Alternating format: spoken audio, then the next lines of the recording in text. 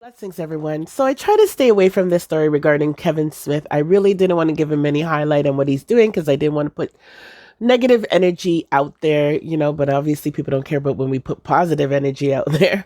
Anyhow, so it's getting more serious to me because it was already serious. But when I see that there's possibilities that um, people could be missing and he could have killed them outside of the church, just not just one event, but maybe throughout time.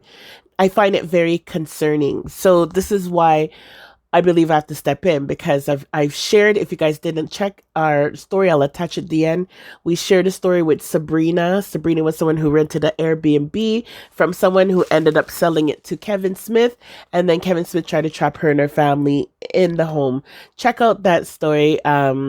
It's crazy, and it just makes me think how many people could have flied to Jamaica and stayed in this man's residence because he pulled his property off of Airbnb and put it on another listing.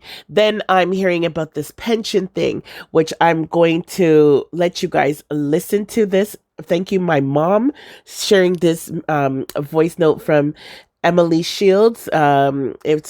She's from Radio Jamaica, and she speaks on this situation regarding the pension and Taneka Gardner.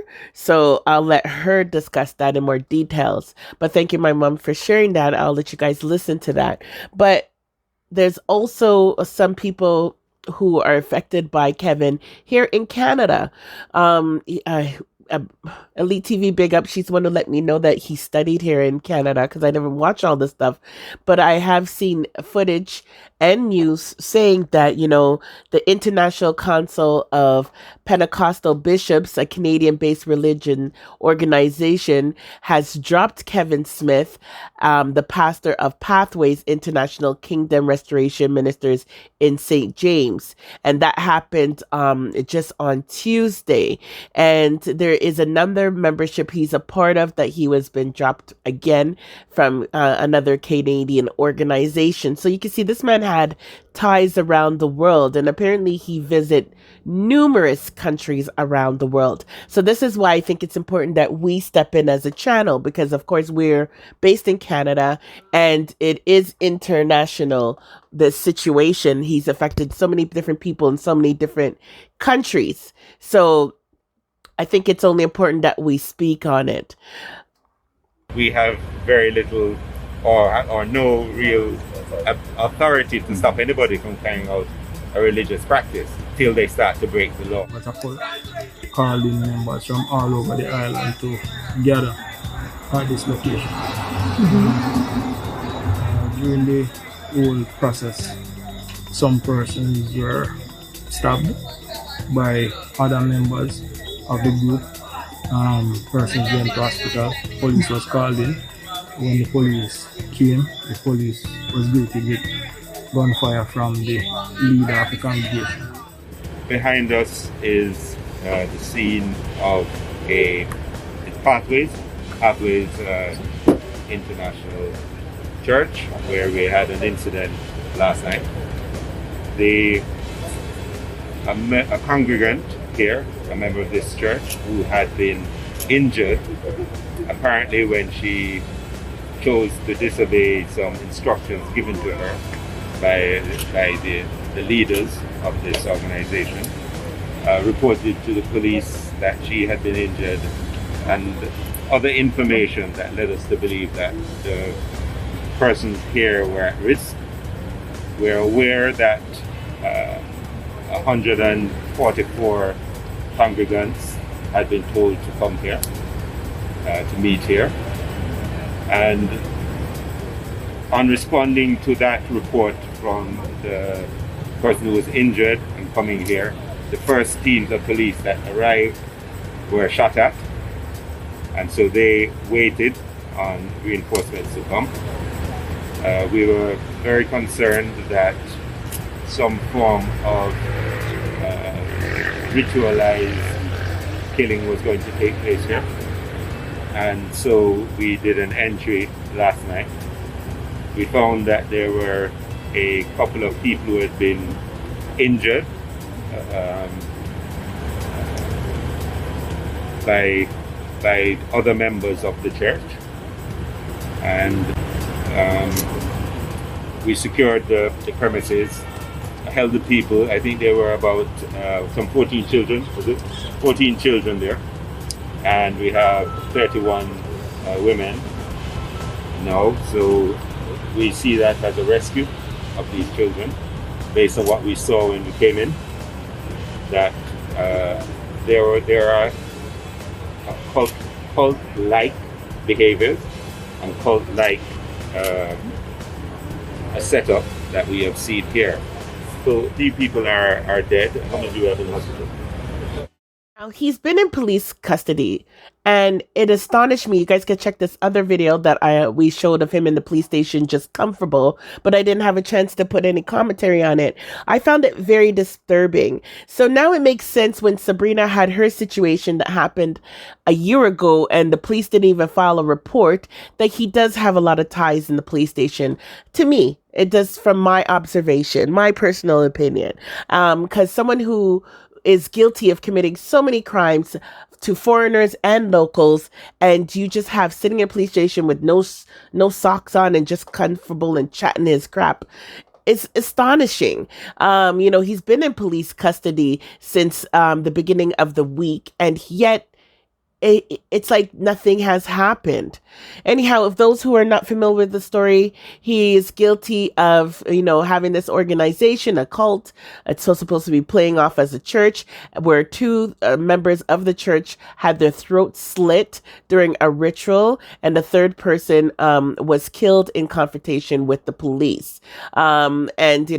One of the police officers from the local police station actually worked for Kevin. So that's being investigated as well. So you can see the ties with the police. 42 members of the congregation, 31 women and 11 men, as well as 14 children were also taken into custody. And we've heard voice notes that he still has members that are still out there. So I just want people to be very cautious. I think it's our duty and our responsibility to put this out there. Beware of your surroundings. Beware of the taxis you take. Beware of who you're traveling with if you're in Jamaica or visiting Jamaica or anywhere around the world per se. This man is just horrible, and I got to take the responsibility to start sharing information. Those in Canada that have ties with this man, please report it to the local authorities. Something needs to be done. Obviously, we need a third party or an outside organization to be involved. And I think human rights, the United Nations, should be stepping in straight. Okay, all right, now listen let's to what listen you to hear, this clip. but and everything you fi swallow and accept. But me alright still, me good to get paper fi go a court fi breach a curfew act. We were taken to jail, we treated like a king and queen down there. Some of the guys them that was inside, and so His Excellency is still there. But just pray for him, so they may do Jesus and he may come out victorious. So we have to suffer with him and reign with him. Now so I go, Christ. Miss Reed, me and your friend, but you can't tell me what to do with my life and how to live my life. And I said, so Jesus, when you had 12 disciples, then betray him and then turn them back on him. You can't tell me to turn my back on my bishop, because him same one when deliver you from your bleeding, where you when come out there with the bleed like a cow and you they go to church too much here and he never deliver. And him deliver you, so you can't say that. So you can't tell me what to do with my life and who me fi believe in, because you don't know what take place. Sorry for this disappoint you, but I'm so sorry. Goodbye. Miss. This story about this cult leader, it gets stranger by the day. After I spoke with Septimus Gardner yesterday, the father of one of the persons who seemed to have been a victim of some sacrifice of sort at this place over the weekend. I had the benefit of seeing a document which is called that pension document that the Gleaner spoke about yesterday. And the document I saw is a pension change request form. Appliance Traders Group Pension Scheme, 19 Beechwood Avenue, Kingston 5. And it does show the member name Taneka Alicia Gardner, tax registration number, the company Appliance Traders Limited, effective date of change 21st 05 2019. So this 21st of May 2019, effective date of change. The name change is for the beneficiary, and there's a section marked date of birth change, to which there's no amendment. Member TRN change, there's no information there. Address change, no information there. But beneficiary change and attached supporting documents, there's a section that says, I, Taneka Alicia Gardner, being a member of Appliance Traders Group Pension Scheme, do hereby revoke all appointments, designations of settlement elections heretofore made by me, and hereby declare and direct that all proceeds, payments of benefits which become due on or after my death shall be paid to and for the benefit of the following beneficiaries. Who is the beneficiary? Kevin Antonil Smith of a Montego Bay address, whose date of birth is 10/04/82. Relationship, my pastor. Percent, 80% was there. There's a line through 80%. 100% is to the right of the crossed out 80%. And what looks like the signature of a T. Gardner is next to the crossed out 80% and below the 100%. And then the interesting thing about this, there's a stamp for the ATL pension group, which has what looks like sometime in June 2019.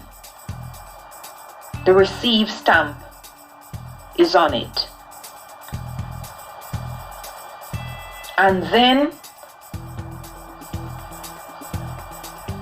the driver's license, the national insurance registration card of Kevin Antonil Smith, of the same address that is put on this form, with the same date of birth that is on this form.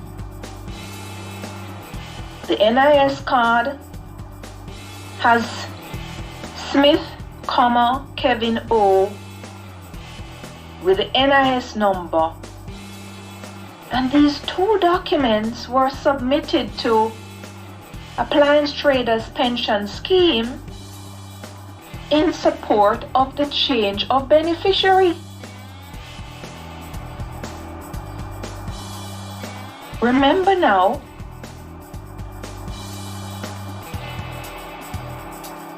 as I said, the preamble to the beneficiary change reads, I, Taneka Alicia Gardner, being a member of the Appliance Traders Group Pension Scheme, do hereby revoke all appointments, designations of settlement, elections heretofore made by me, and do hereby declare and direct that all proceeds, payments of benefit which become due on or after my death shall be paid to and for the benefit of the following beneficiaries, and the only beneficiary who is named with this change is Kevin Antonil Smith, my pastor, the HR manager. There's a signature there purporting to be for the HR manager. And there's a member signature there, which looks like the same signature that signs next to the crossed out 80%, which looks like T. Gardner. And the date of the 21st, 05/2019 next to it. And this man's NIS, driver's license, were submitted in support of the change of beneficiary on the form for Taneka Alicia Gardner. Taneka is now dead. The reports we've had seem to signal that the order for her sacrifice came from very high up. And the question that must be asked, who told Septimus now that this transfer didn't go through? Because I don't see why. What is the glitch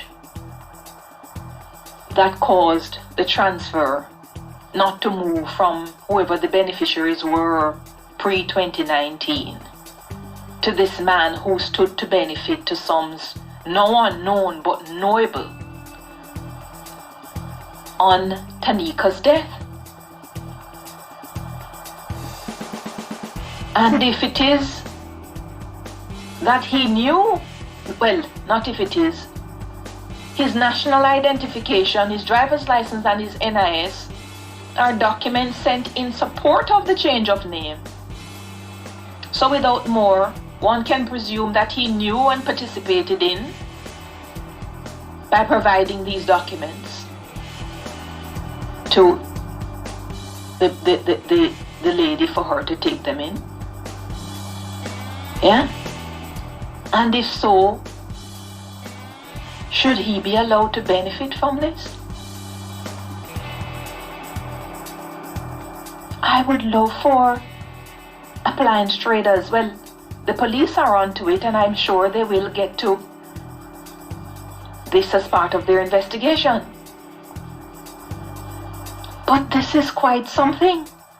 And then this morning, the front page of the Observer, Rochelle Clayton, tells us that for the entire month of March last year, 70 congregants of, is this pathways or pathway? I keep hearing with the S without the S. I don't know what they are. Just like we don't know what they be, if they're a cult or some other thing. Yeah? But 70 congregants who were told to pay $100,000 each for entry into Kevin Smith's ark.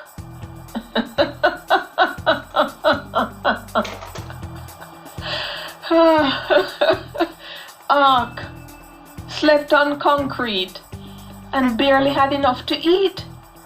The first boarding of the ark ended badly, but without the loss of life seen during this week's bloody second attempt. Yesterday, a victim of Sunday's ritual who had boarded the ark on both occasions painted a picture of an organization heavily focused on feathering the nest of its leaders, its leader and followers, who often blindly complied with the shepherd's wishes.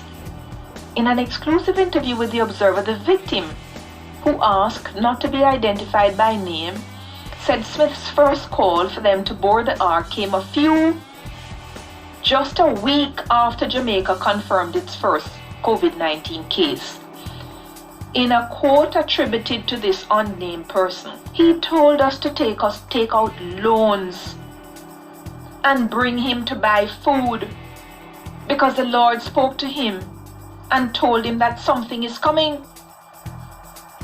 That was the novel coronavirus pandemic that was coming. He knew about it. I don't know how.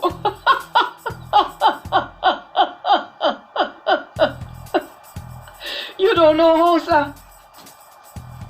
You never listen to news. You don't know it did in Wuhan, China before it reached you. And all that we predict said going come here is only a matter of time.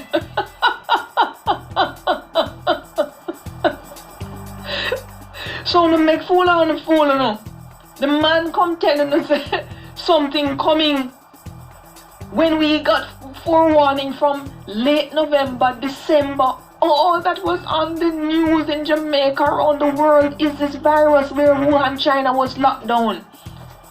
And this man telling us there's something coming, and you say you don't know how he knew? I don't know how, but he knew about it before it came here. The man told The Observer.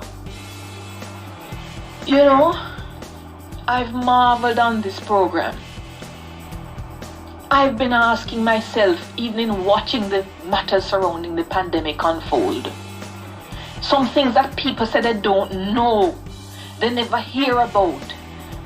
And I'm wondering, what do people do in their daily lives such that they don't even turn 5 o'clock to read the Jamaican news, 5 p.m., 7 a.m. to read the Jamaican news, and just hear what go on in a John shop? I don't know what is it that they're doing. Some things they're supposed to know they don't know. So when people come with them false prophecy and tell them something, the gullibility is at a crescendo. The man saying don't know how the man know about it. And it upon news. For the last 2 years, that's all we've been talking about. Anyway, he then called the ark on March 17. He said that we should all get into the ark because a lot of things are going to happen. And the coronavirus is going to kill a lot of people. We believed him. He explained that the ark was the name Smith gave to the physical building of the organization now being labeled a cult. It was stocked with supplies, paid for with loans taken out by congregants. Standard entry fee was 100,000. He and other members who'd been experiencing financial difficulty were given a bly, but nobody entered free of cost. I didn't have 100,000, so I ended up paying 20. But everybody, he told them, they should bring in that 100,000. A lady had to pay 300,000 for her 2 daughters and a granddaughter, but a lot of people did pay 100,000 to stay there. He said it was a grueling 4 weeks at the premises in Albion St. James. While we were there, we were treated badly by people he had as missionaries and ministers. We were getting 2 dumplings with mackerel gravy for dinner. He had us sleeping on the ground and they were cooking like 3 tins of mackerel for about 70 people. He would make them give us ton cornmeal to eat. Some days we got porridge to eat in the morning and soup to drink in the night. And you know, those are appetizers, so we are dead for hungry. In addition to the steep entry fees to get into the ark, they were forced to pay the utility bills, the young man said. He said that we have to pay for internet because we have to call with family abroad and we have to pay for light and water. I think it was like some ridiculous figure. He said the water bill came to some $200,000, light bill came to this and that. So every family had to pay additional money. After a month at the premises, no sign of conditions improving, a former member was made aware of the events and raised alarm on social media. This forced the leader to allow them to exit the ark. No. How are we going to save our people? It came to a point where a lady overseas who used to come to the church started to talk about it. She posted on Facebook saying it's not right. How can he have people sleeping on the ground while he was locked up in his office on the AC? He was eating big food while we were eating scraps like we were dog. He said, commotion was over there on a daily basis because people were not used to getting this little bit of food. He changed the menu and we got broth in the evenings, but that didn't really have much substance to help you go through the day, so we were always hungry. With the empty stomach growling, congregants were also forced to sleep on cold slabs as the building was still under construction. When the lady started to talk about everything, that's when he told us, we're going to go home and he's going to tile the place because the ground wasn't suitable for us, and then we would come back. He later called others behind our backs and stated that no ark will be kept. Time passed and we started going back to church. We've got a problem. We've got a problem with our people. If our people completely cut themselves off from everything that is uplifting, everything that will give them a guide to what is going on,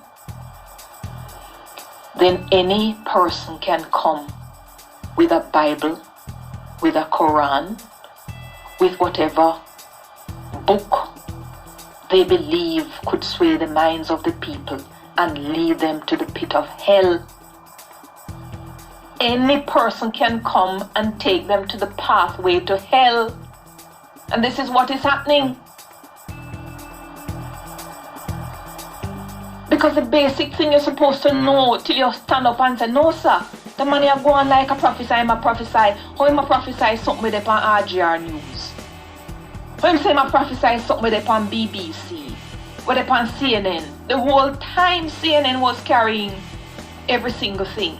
Let's say they don't have CNN, but we have local Radio Jamaica. How is it that people don't know until 70 of you loaded up in this thing called an ark? And the days of Noah have long gone? Why? I am baffled beyond belief. Anyway, I would love to hear from the ATL group on this pension. How they say is it that it didn't go through? Because from all the paperwork I see, it appears that it was in order. And the big question is, I know there is a law that says you really cannot benefit from killing somebody or ordering, being complicit in the death of somebody, if that is where the evidence takes the investigators. You cannot benefit from a scheme like that if you're found to be complicit in it. Where are we on this? What an absolute maze. This is a lesson in how not to be gullible, my people. My people, we have more sense than this. We must be more discerning. God now send nobody for trick we. We may come from country, but we no fool. Eh? Everybody did they drop tip and him did they drop boof. You see your net big? Eh? Him they feed the people them tin mackerel and him I eat steak. Mark, they may be healthier than he is, but we have to wise up. We have to wise up, people. We have to wise up. Take your head out of social media and come into mainstream media and see what is going on. Supplement social media with mainstream and you will be the wiser. There's more. But time is up on us all. Man named Colombia and get catch down. Subscribe, hit the notification bell to be updated with new videos, share and like. Thanks.